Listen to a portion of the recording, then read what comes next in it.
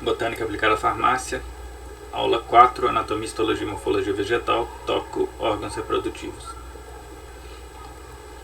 Os órgãos reprodutivos compreendem, no caso de angiospermas, as flores, os frutos e as sementes. As flores são órgãos que só vão aparecer em angiospermas, assim como os frutos.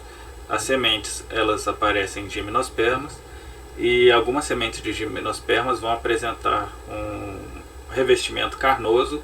Normalmente ele tem uma origem diferente do que seria a parede do ovário, que é o que desenvolve os frutos nas sementes de angiospermas. Portanto, os gimnospermas apresentam sementes, algumas sementes com revestimento vulgarmente podem ser denominados de frutos, porém não existe frutos e flores sem serem em angiospermas. Essas estruturas reprodutivas vão ter grande importância na sistemática vegetal, servindo ao propósito de classificação dos diferentes grupos vegetais e das espécies que os compõem. Além disso, eles são de importante valia para estudos evolutivos, identificar quais plantas sofreram seleção do ambiente de quais plantas originárias e quais animais que fizeram evolução paralela junto com essas flores e frutos. E como eu disse, flores e frutos são órgãos reprodutivos de angiospermas, sendo que as sementes também aparecem em gimnospermas. O primeiro deles é a flor. Nós temos aqui uma flor padrão. Nós conseguimos ver alguns tipos de partes da sua morfologia externa, como pétalas, sépalas, tem ainda tépalas que não tem aqui a amostra, nectários que vão ter a função de atração de polinizadores, o receptáculo floral que em algumas espécies como a maçã e a pera, que é subfamília de rosácea, subfamília maloide, ela vai apresentar o desenvolvimento desse receptáculo, formando o pseudofruto, que é o que denominamos da fruta da maçã. O pedúnculo, que seria praticamente análogo ao pecíolo, onde nós temos a fixação da folha no caule, é esse pedúnculo que vai fixar a flor a outra estrutura, que normalmente é a estrutura caulinar. Aqui nós temos a parte feminina da flor, composta de óvulo, ovário, estigma e estilete, e várias outras estruturas ao redor, que seriam a parte masculina, composta de antera e o filete.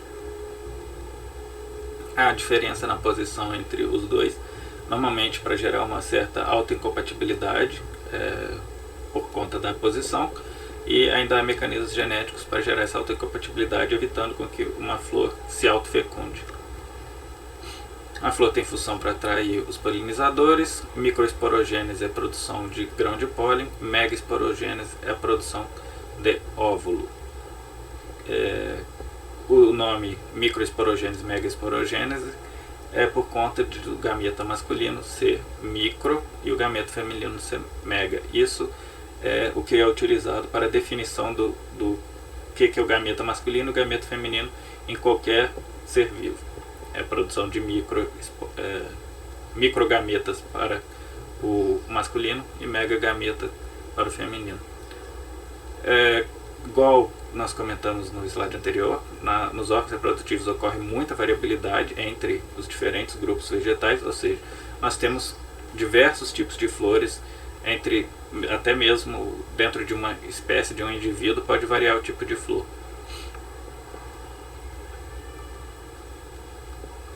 Teoria foliar, nós já comentamos a aula passada.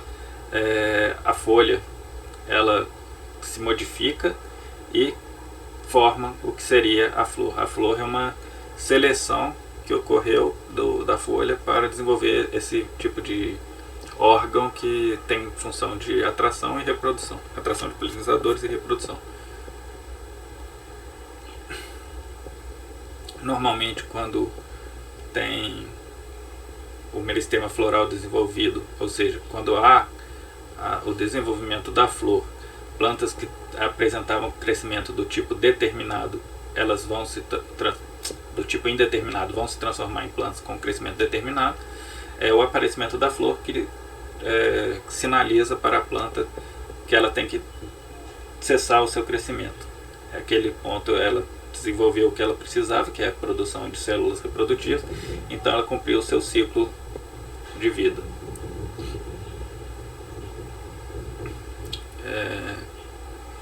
Aqui no caso o alargamento do meristema, formação das partes florais dos verticilos externos. Os verticilos são formados de fora para dentro, e o alargamento do meristema nós podemos ver, por exemplo, na formação dos frutos, onde aqui na maçã esse receptáculo vai desenvolver mais, vai produzir mais células para formar o fruto da maçã de uma flor de pequeno tamanho. Essa é o que nós consideramos o alargamento das funções meristemáticas, das funções funções mitóticas desse tecido. Os estames, antera e o filete, ele vai estar sendo conectado um ao outro pelo tecido que chama conectivo. Mais derivados os estames mais derivados vão possuir apenas um feixe. Aqui nós vemos floema e xilema.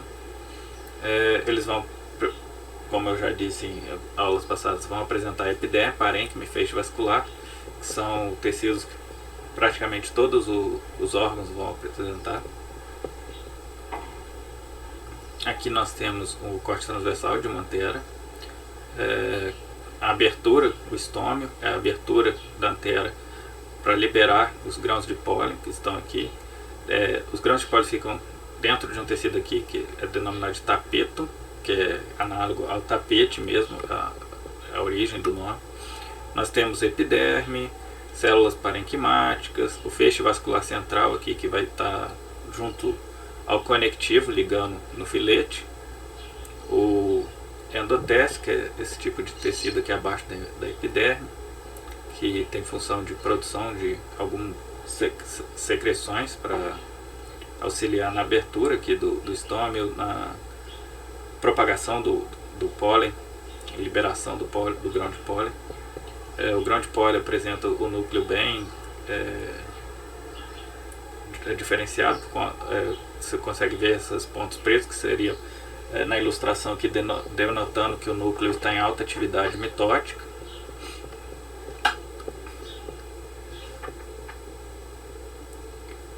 Nós vemos que os primórdios aqui dos estames, eles lembram os primórdios foliares, novamente relembrando que da teoria de origem da flor é uma folha modificada que foi selecionada pelo ambiente por pressão positiva, por conta de facilitar a dispersão e a propagação desse ser vivo. Os estames, a parte masculina forma-se primeiro que a parte feminina. Algumas anteras, no caso aqui anteras jovens, apresentam estruturas aqui que podemos ver que seriam tricomas, ou seja, são estruturas modificadas de células epidérmicas. Aqui nós podemos ver mais um tipo de comprovação da teoria foliar, que é que alguns grupos mais basais, no caso de serem mais primitivos de angiospermas, por exemplo, o lírio, família liliácea, ele é uma angiosperma basal, e nós podemos ver que o estame, ele ao invés de ser desse tipo aqui, que nós vemos o filete e a antera, ele é como se fosse uma folha, bem achatado, a superfície bem maior do que vemos em algumas plantas superiores, e isso demonstra a origem foliar das flores. Aqui nós temos outro tipo de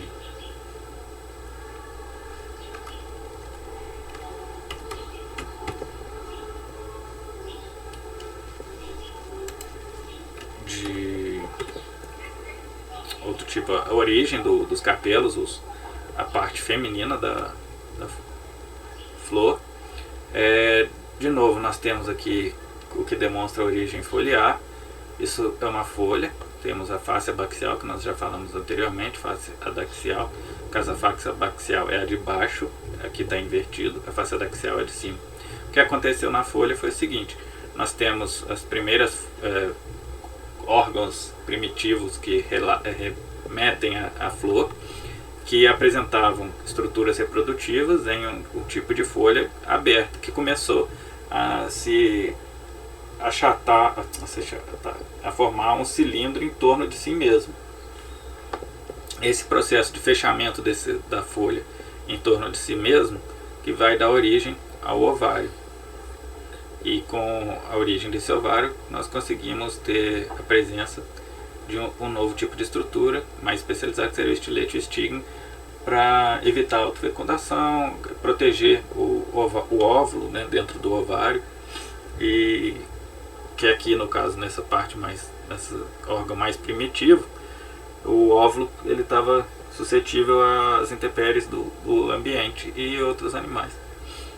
Então essa evolução da flor, ela veio de uma folha que ocorreu esse fechamento em torno de si mesmo, criando um cone, e através disso criou uma estrutura de proteção do óvulo. E além de proteger o óvulo, como eu disse, ele vai auxiliar em evitar a autofecundação e outras funções.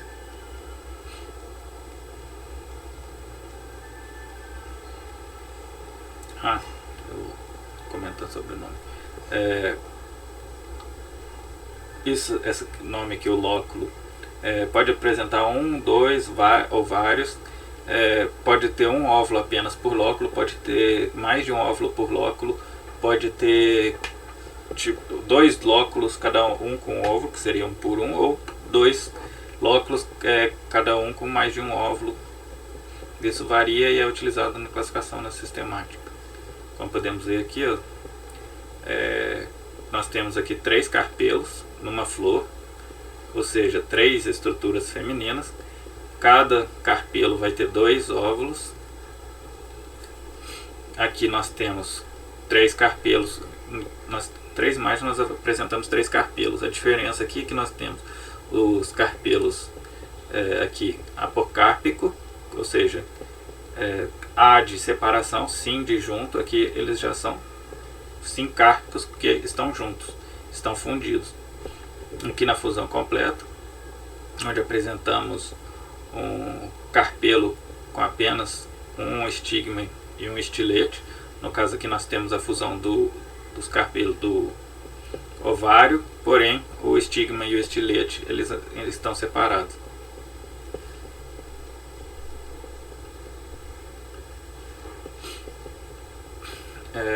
Aqui nós temos um corte longitudinal demonstrando o ovário e como que é a composição das estruturas que compõem o ovário.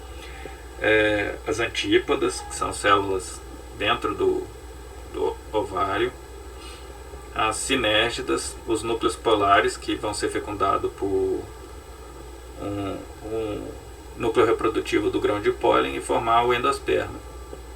O núcleo polar forma endosperma. A oosfera vai ser fecundada, vai formar o zigoto. A micrópila é a abertura por onde vai entrar o grão de pólen. O hilo é essa estrutura aqui embaixo, que é como se fosse uma cicatriz, e que ele vai apresentar na semente uma região que tem um nome semelhante, que vai ser uma região escurecida, por exemplo, na semente de milho, que vai ser como se fosse uma cicatriz de onde estava inserido na flor, no fruto original dessa semente. Nucela, região denominada calaço. Só que isso é mais importante na sistemática, não vem muito ao caso na parte de morfologia e anatomia. Anatomia em si, morfologia é importante, mas morfologia aplicada à sistemática. Aqui nós temos os 2 integumentos. A flor pode apresentar um integumento, 2 integumentos, isso vai variar. No caso aqui, o mais importante é saber a estrutura geral aqui do óvulo e que o ovário ele está protegendo o óvulo. Aqui, como já falamos da Nutera, o último verticilo floral a se desenvolver, na sua ontogenia, no estágio bem mais inicial, ele é semelhante à folha e à estrutura masculina das anteras, o estágio de desenvolvimento das anteras, sendo que no final ele se transforma no que já vimos ali, o estigma, o estilete e o ovário em si, que é o que vai dar origem aos frutos. Aqui nós temos uma imagem, ilustrações anatômicas, né, cortes anatômicos, demonstrando que exudado poderia se considerar que no caso da epiderme, a cutícula seria um exudado. Aqui, no caso desse exudado, ele vai ser composto por carboidratos e outras substâncias de interesse para os animais polinizadores.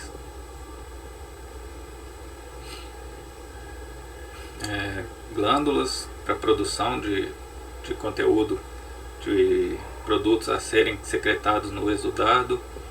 Um canal do estilete vai fazer também a condução de algumas substâncias.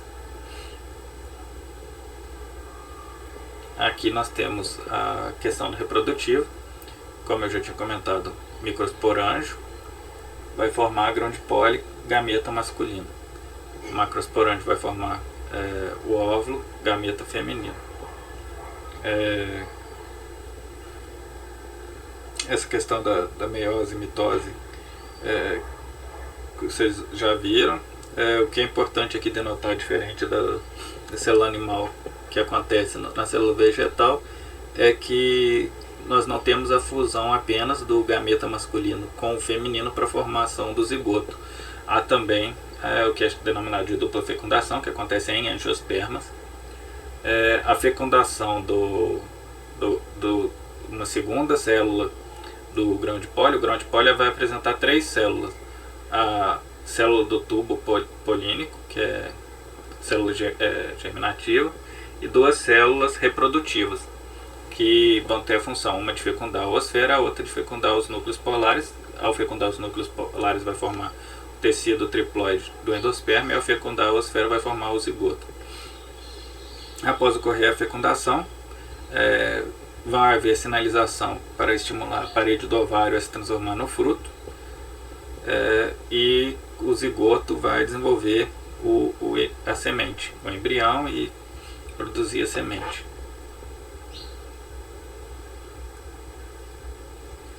Agora começamos o tópico de frutos. Nós vamos abordar sobre a origem dos frutos, como aconteceu sua evolução, seleção, e importância, morfologia, anatomia e a sistemática.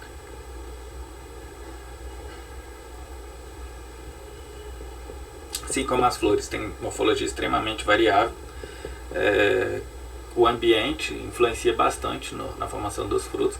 Por exemplo, nós conseguimos ter frutos maiores por fazer seleção, como poda e outros tipos de manejo agronômico. Vai nos dar frutos com características diferentes. De uma espécie para outra nós temos frutos bem diferentes. Nós temos frutos que foram selecionados, por exemplo, nós vamos citar mais à frente, a questão do teocinto e o milho, além de outros exemplos que nós temos mais à frente. Como eu já disse, a origem do fruto é o desenvolvimento da parede do ovário após a fecundação. Após a fecundação, isso é em um ambiente natural, pois nós temos alternativas agronômicas, como a aplicação de alguns hormônios, como giberelina, auxinas, etileno, que vão induzir a formação de frutos que não foram fecundados.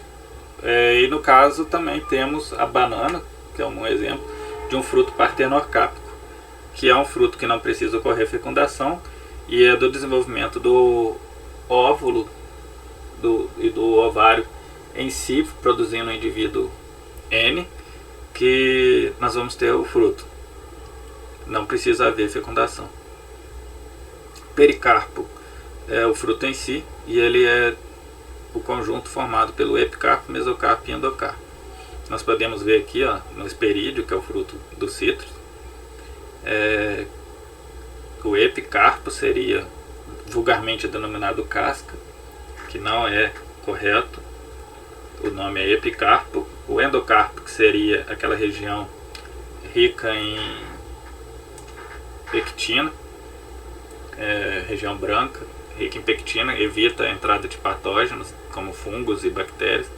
E o mesocarpo, que seria aquela película envolvendo os alvéolos. Os alvéolos, que são uma estrutura para proteção e nutrição da semente. Em tomate, Solano licopérsico, nós temos também aqui o endocarpo, epicarpo e o mesocarpo, sendo que o endocarpo seria a região que está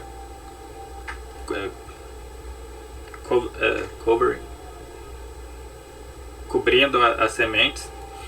No caso, ele seria análogo a uma placenta, o endocarpo, se for pensar em animal. E esses são os alguns tipos de frutos que nós temos. No caso aqui nós temos o tomate, que é uma baga, em inglês berry, strawberry, morango, ele é uma baga. Todas as berries seriam bagas. O hesperídeo, que é uma baga também, mas é uma baga mais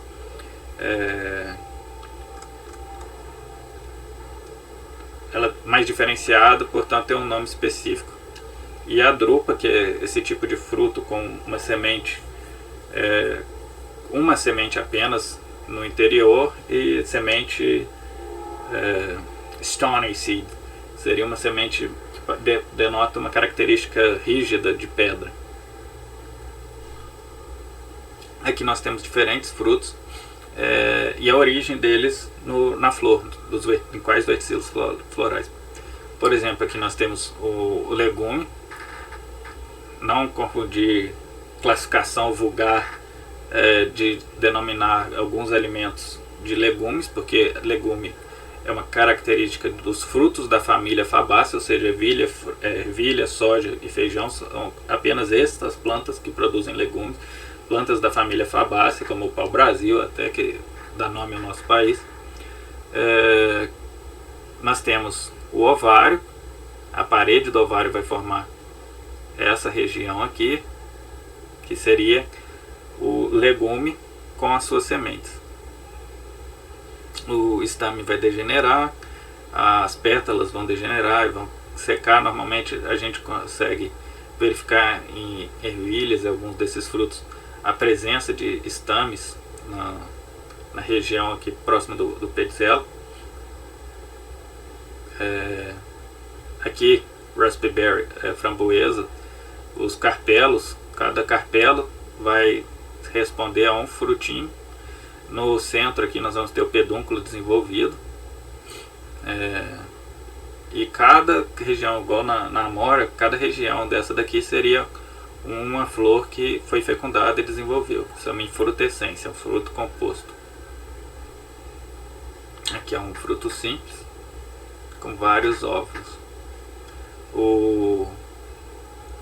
No caso do abacaxi é um fruto composto também, onde cada partezinha dessa daqui seria, deixa eu mudar a cor,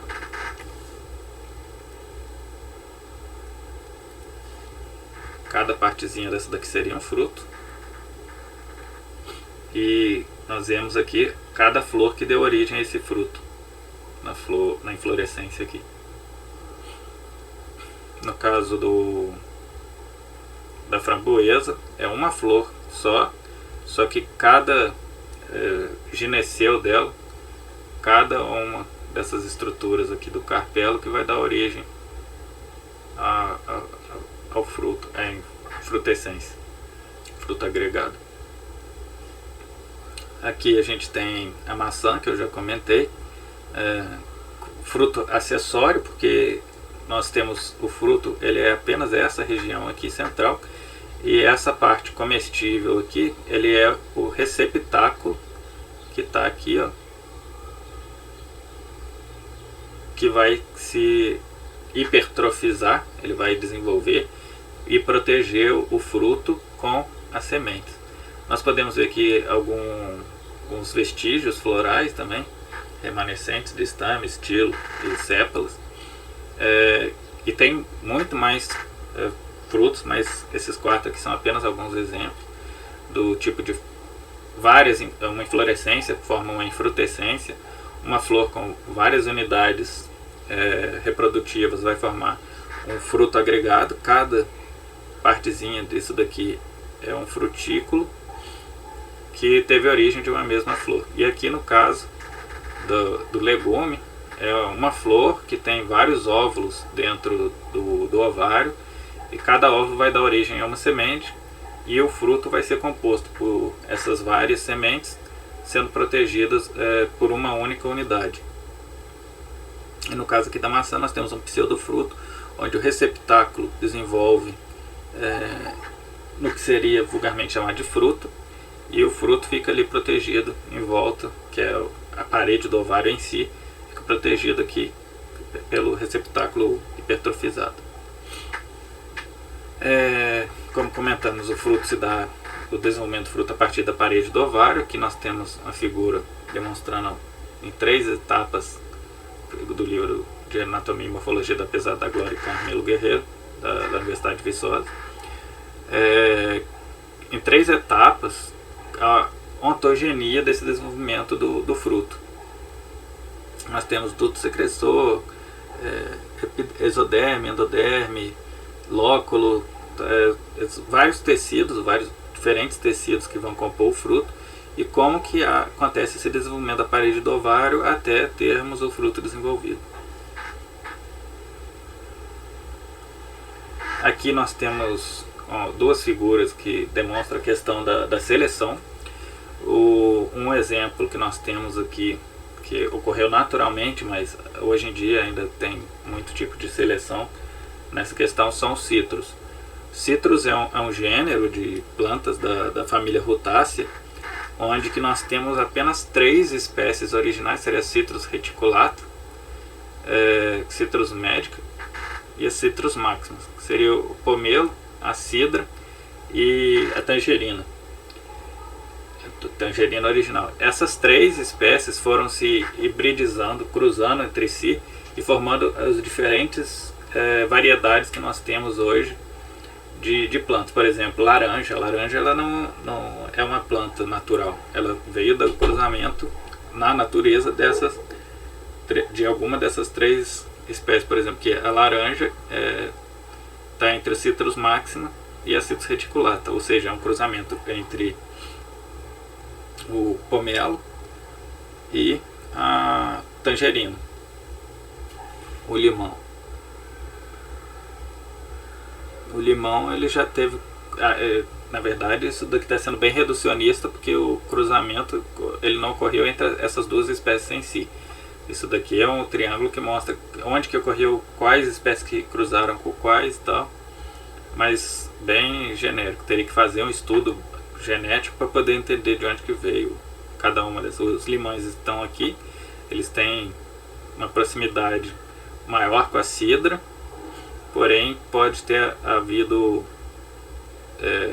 herança genética da tangerina, como também um pouco menos do pomelo e menos da tangerina e mais da cidra, mas há sim uma herança genética das 3 espécies no caso.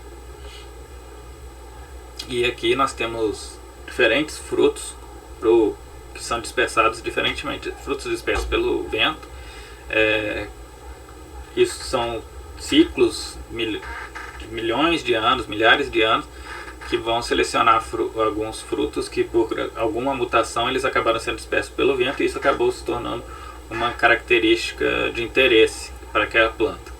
Dispersão pelo vento é importantíssimo, você consegue grandes distâncias ser carregado pelo vento e conseguir aumentar a área de domínio da sua espécie.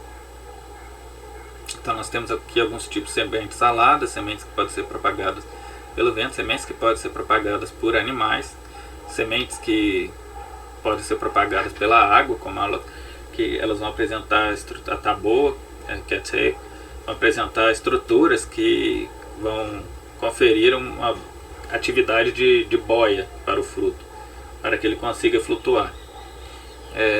Lançamento por explosão. Alguns frutos eles se tornam secos e ao ocorrer a cisão da lignina, das fibras, isso faz com que crie um arremesso para que as sementes sejam dispersadas à distância por conta desse cisalhamento mecânico.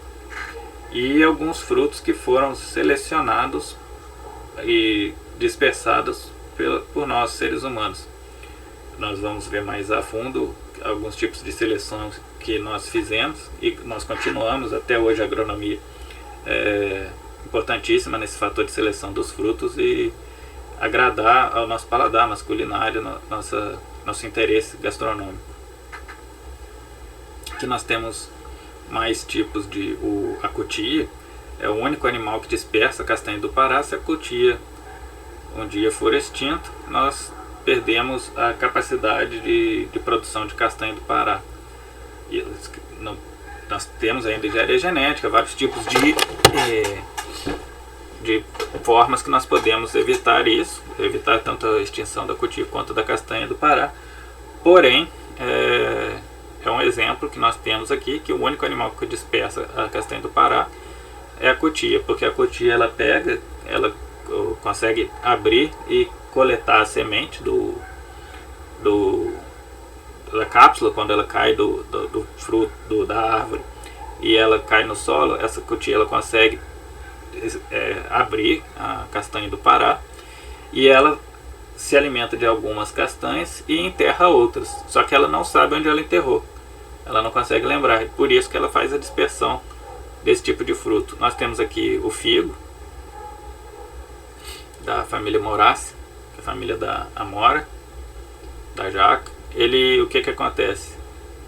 Ele só consegue ser polinizado por uma vespa, que a flor dele, ao invés de demonstrar os verticilos externamente, ela tem os verticilos imbricados de uma forma que a flor, ao invés de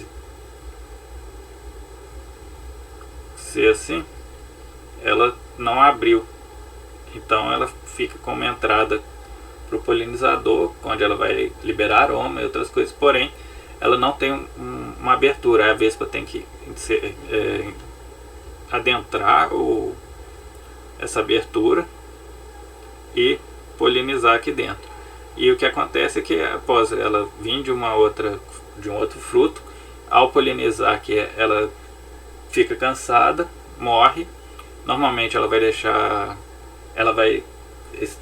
quando ela vai fazer essa atividade de polinização, é porque ela está procurando alimento para satisfazer os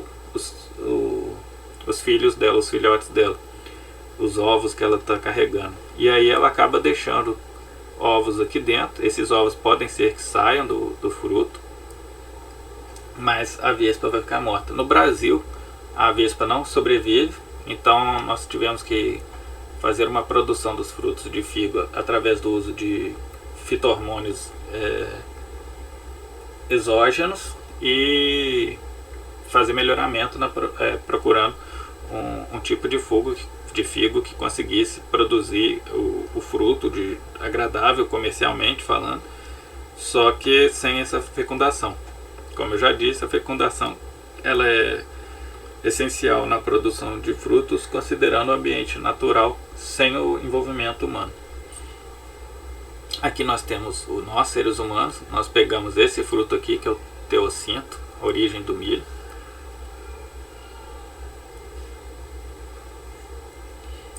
E nós desenvolvemos ele até chegar nesse fruto aqui, que é a Cariopsis, o fruto característico da família Poaceae. Nós vimos aqui que era quase os passos até chegar no milho. Nós não tínhamos quase nenhum tipo de grão. O grão era pequeno, o grão era duro, o grão parecia uma pedrinha, e processos ao longo do tempo selecionando os grãos que nós preferíamos, nós acabamos criando essa espécie que seria o milho que nós temos hoje em dia. E na natureza ocorre também. Os animais, por exemplo, os pássaros, eles se sentem atraídos por frutos de cores vibrantes, como frutos vermelhos, frutos roxos, frutos amarelos, e eles selecionam, por exemplo, todos os animais eles selecionam o que eles querem comer. Se você estiver fazendo uma criação pecuária, o animal você vai perceber que ele vai selecionar qual que é a grama que ele vai se alimentar, qual que é o tipo vegetal que ele vai se alimentar. E ele vai ter uma predileção. Os pássaros também têm essa predileção e assim eles fazem um tipo de seleção. E acaba evoluindo paralelamente ao seu alimento. Eles selecionam frutos maiores, frutos que eles têm um gosto melhor, e acaba acontecendo essa seleção e extinguindo as características não desejadas. Aqui nós temos duas imagens que ilustram como que nós como seres humanos começamos a ter esse interesse pela produção de alimentos, seleção de frutos, de alimentos, que seria a teoria que eles chamam de beer before bread. O que acontece? Os seres humanos, antes dos Homo sapiens, no processo evolutivo, nós tivemos interesse de se alimentar de vegetais. E ao começar a coleta desses vegetais, nós perdíamos muitos grãos, muitos frutos, e esses iam ficando ao longo do caminho.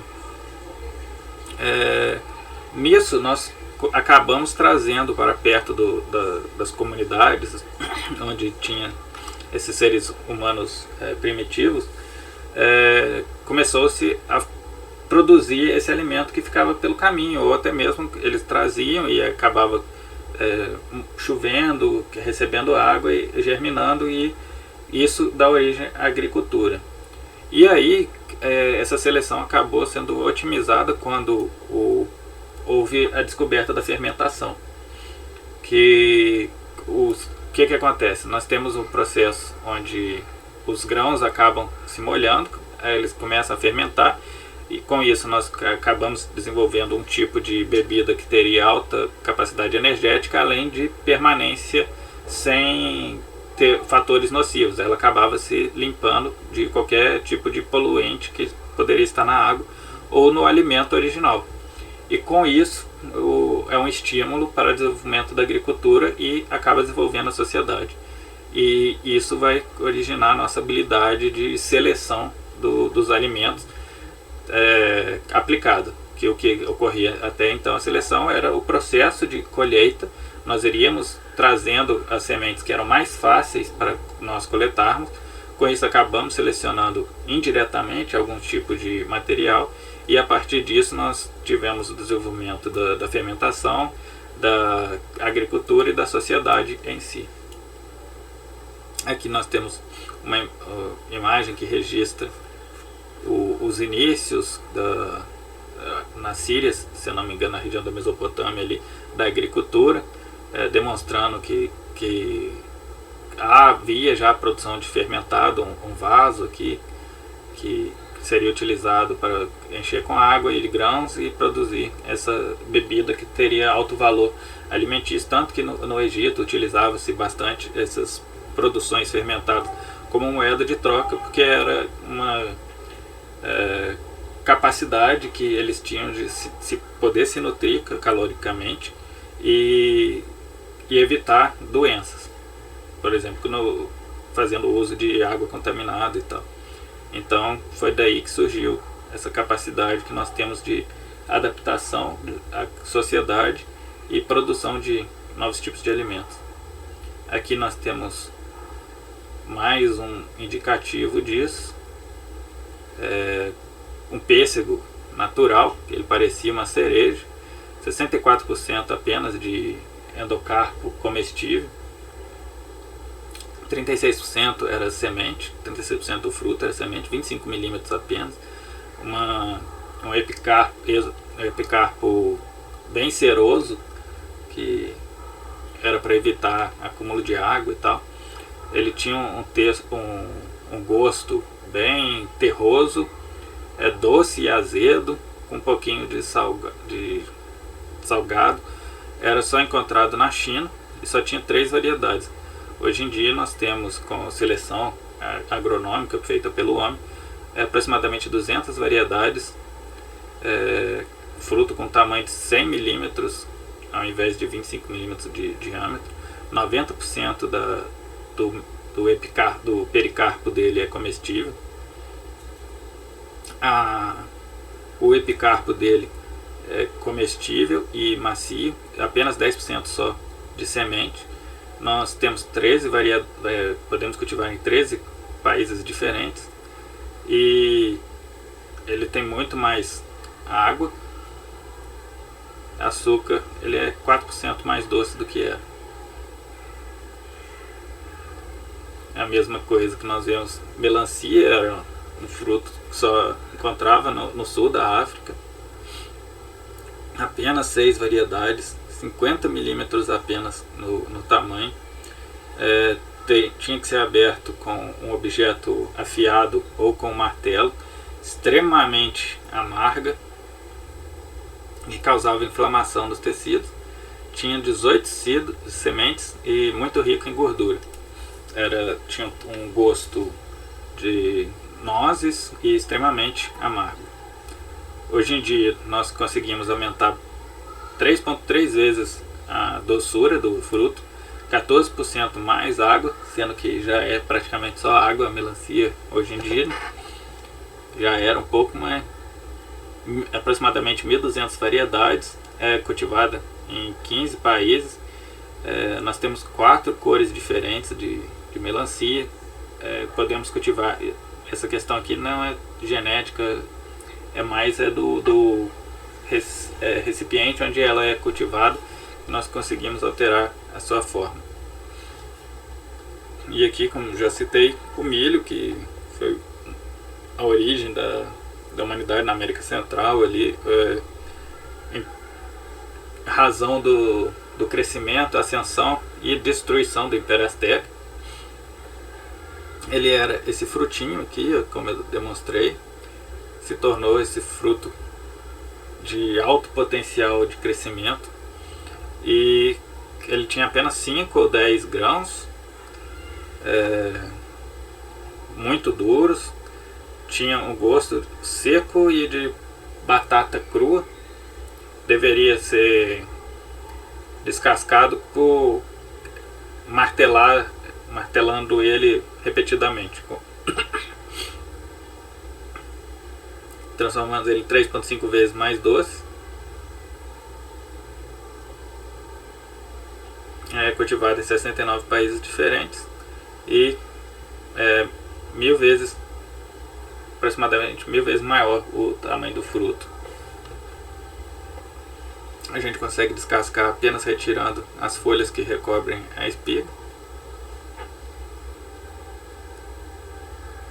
E aqui, mais recentemente, são as técnicas utilizadas hoje para fazer esse tipo de seleção dos frutos.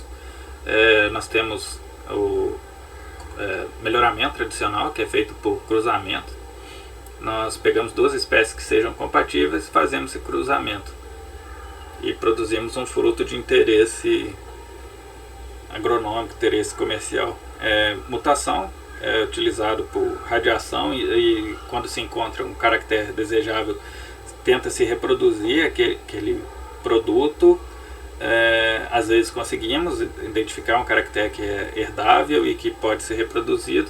A gente utiliza poliploidia, mexendo no processo de mitose, formando gametas com 2n o número de cromossomos e fazendo esse cruzamento. A poliploidia é muito utilizada na agricultura para fazer frutos maiores, frutos mais doces, e algumas vezes aqui, igual por exemplo produção de melancia sem semente. Como que eles produziram isso? Nós criamos um híbrido, o gameta masculino 2N e o gameta feminino N. Ao fazer a produção desse zigoto, o zigoto vai ser 3N. O que acontece é que quando o zigoto ele tem um número ímpar de cromossomos, de haploidia ímpar, ele não consegue gerar gametas férteis. Sem gerar gametas férteis, não tem o desenvolvimento de semente. Nós temos uma melancia sem sementes. Protoplasto, eu já comentei que é a célula vegetal sem a parede celular. Nós também conseguimos fazer igual que eles estão fundindo o nabo com repolho. Ainda é uma das coisas utilizadas no melhoramento da engenharia genética. Aqui nós temos vírus utilizando para carrear genes, é utilizado junto com Agrobacterium tumefaciens. Aqui também usando enzimas, que é o CRISPR. O CRISPR nós utilizamos enzimas para fazer edição gênica. Então a gente tem essas, por conta daquela questão sobre começa a coletar, igual os pássaros que eu demonstrei, os animais coletam os frutos, acabam selecionando os frutos que eles gostam. Nós começamos isso, descobrimos a fermentação. A partir da fermentação nós queríamos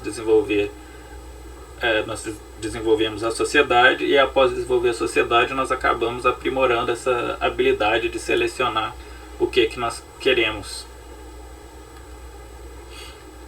Aqui nós temos algumas classificações de frutos que igual eu demonstrei, de dispersão aérea, frutos secos.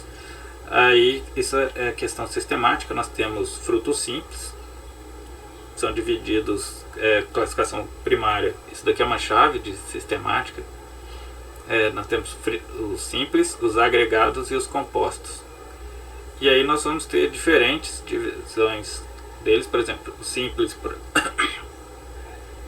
pode ter a berry, seria a baga também, drupa, pepo, que é o peponídeo, é o fruto da cucurbitácea, melancia. A melancia também já alguns denominam como berry. O peponídeo é o pepino, a abóbora, hesperidium, que é do citrus, também seria uma berry, mas é mais diferenciado. Pomo, que é maçã, e esses vários outros que são o legume da família Fabácea. Folículo, sílico, que parece um legume, mas é o fruto por exemplo, da Arabidopsis italiana. Nós temos o Caryopsis, que é da poça, aquênio, que é do morango, do abacaxi, se não me engano, também é o aquênio. Nós temos esses vários tipos de frutos que são utilizados para classificar, sistematizar a taxonomia dos diferentes grupos vegetais. Aqui nós temos um fruto e a ilustração de um fruto, de uma baga, e cortes anatômicos desse mesmo fruto, demonstrando aqui que nós temos estruturas, exocarpo, duto secretor, mesocarpo, que devem ser identificadas nos cortes anatomomorfológicos, e tem importância tanto para identificar o efeito ambiental, quanto confirmar se aquele fruto tem a característica desejada. Por exemplo, se ele está armazenando alguma substância, se ele tem algum tipo de composto de interesse farmacêutico, dentre outras características. Aqui nós temos de novo uma imagem de um corte histológico e uma ilustração demonstrando o exocarpo, o mesocarpo, endocarpo. Aí fibras, eu acho que eu não comentei, mas a identificação de fibras são células normalmente coradas em vermelho por conta da lignina. Pode ter corantes que vão corar de outra cor, mas usualmente se verifica vermelho. Elas têm a parede bem destacada, bem espessa, e o lúmen bem destacado também, sem vacúolo, núcleo ou qualquer tipo de outra estrutura. Aqui é um esclereide, que eu já tinha comentado também, que é a estrutura que vai conferir resistência, sustentação. Células mortas, normalmente elas têm a atividade de evitar a herbivoria. Quando o animal mastigar aquilo, ele vai se machucar. E, por exemplo, se nós queremos para alimentação humana, nós podemos fazer um melhoramento que vai diminuir essa presença de esclereídes. Já se os esclereides apresentarem algum composto de interesse, podemos fazer um melhoramento e verificar depois em corte se aumentou esse tipo de composto. A epiderme dos frutos pode desenvolver anexos, como tricomas, que nós vemos aqui, estômatos, tricomas com atividade provavelmente de armazenamento de algum metabólito secundário. Aqui no caso, periderme e lenticela, que nós falamos de crescimento secundário. Isso aqui seria uma lenticela, que é uma abertura em crescimento secundário para fazer trocas gasosas. Trocas gasosas são importantes no fruto porque tem um metabolismo do embrião, que ele fica bem devagar, praticamente pausado quando não está apto para o desenvolvimento, mas no momento que ele começa o processo de germinação, ele vai aumentar, e então ele precisa de fazer trocas gasosas. No caso aqui é a periderme apresentando lenticela. Filogênio. Agora o último tópico de hoje, falar sobre sementes. Semente é formada por tegumento, que é dividido em testa e tegma, e vai ser a estrutura de proteção principal. Ela tem a proteção, além de evitar injúrias mecânicas, também costuma evitar o embebimento da semente sem ela estar apta para o embrião germinar. Vai apresentar tecidos de reserva na semente sadia, podendo ser endosperma, perisperma, dentre outros. E o embrião. Então essas são as três componentes da semente: tegumento, tecido de reserva e o embrião. Nós vemos aqui o dicotiledônio, o tegumento aqui, que é presente de fibras, outras estruturas conferindo rigidez e proteção. O meristema apical da raiz, que seria a radícula, no eixo hipocótilo-radícula, né? Que é eixo hipocótico radicular, que seria isso aqui. Os dois cotilédones, o meristema apical caulinar, e dentro aqui vamos ter aqueles tecidos que nós já comentamos: procâmbio, protoderme, meristema fundamental. Aí nós temos aqui o hilo, que é a cicatriz de onde a semente estava inserida no fruto, e do fruto de origem na flor. Nós temos aqui uma imagem entre uma semente de gimnosperma e angiospermos. O hilo aqui, como eu comentei, que é como se fosse a cicatriz de onde era a inserção da semente no fruto. A micrópila, que veio lá da micrópila que a gente demonstrou que tinha no ovário. Aqui que já são denominações do embrião, suspensor, o estágio do embrião. Nós temos no caso embrião com endosperma. Aqui nessa semente nós temos perisperma também. Nessa daqui os cotilédones já ocupam toda a semente, e são os tipos de sementes que nós temos. O A é a de gimnosperma, como eu falei. O B, o C e o D são de angiospermas, de cotiledôneos, onde nós vamos ter semente albuminosa mais perisperma, e hexalbuminosa. Hexalbuminosa que não vai apresentar o albume, que é o endosperma. Ela apresenta só os cotilédones, como nessa hexalbuminosa aqui, ela apresenta apenas os cotilédones como estrutura de reserva para o embrião, sendo que nós vamos ter aqui só remanescentes no céu do endosperma.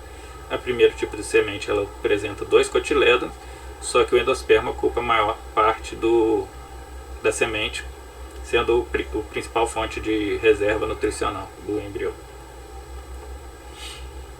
Aqui diferentes cortes da semente, demonstrando estruturas de proteção. Aqui o tegumento, dividido em testa e tegma. Aqui, tegma, testa, testa, apenas a testa. Aqui no caso também só testa. O tegumento pode ser composto só ou dos dois, só de um ou só dos dois. Aí nós vamos ter aqui divisões da testa, presença de cristais aqui, conferindo rigidez, proteção, osteoesclereídeo, que eu já comentei aqui, tem função de rigidez, de proteção contra herbivoria, e quando a planta for embeber, quando a planta embeber de água para poder começar o processo metabólico do embrião, todos esses tecidos, por exemplo, a testa técnica que tem uma certa rigidez, eles vão ter que ser hidrolisáveis. A água vai ter que fazer com que ocorra o amaciamento deles para que o embrião consiga romper o invólucro, que seria a semente, e se desenvolver fora da semente.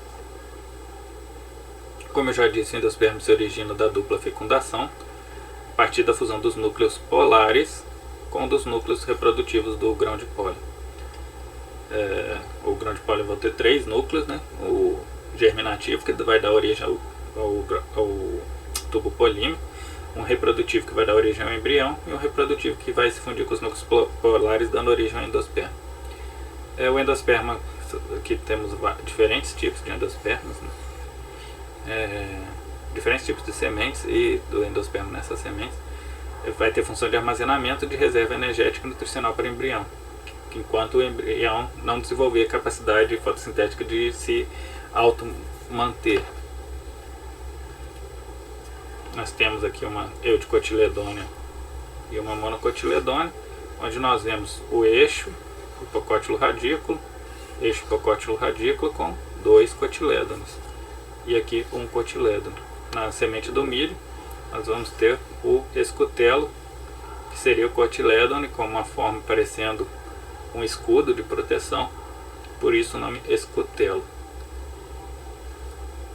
E por último aqui nós temos a semente do café, demonstrando todas essas regiões que eu já disse. O pergaminho aqui é o endocarpo, esse tecido aqui, essa película prateada. Nós temos o embrião, que seria isso tudo aqui, com o endosperma.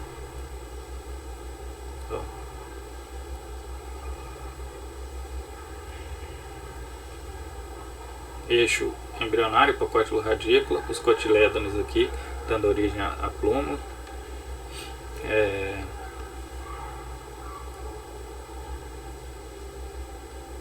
Esse é o fim da aula sobre órgãos reprodutivos, essa é a literatura complementar.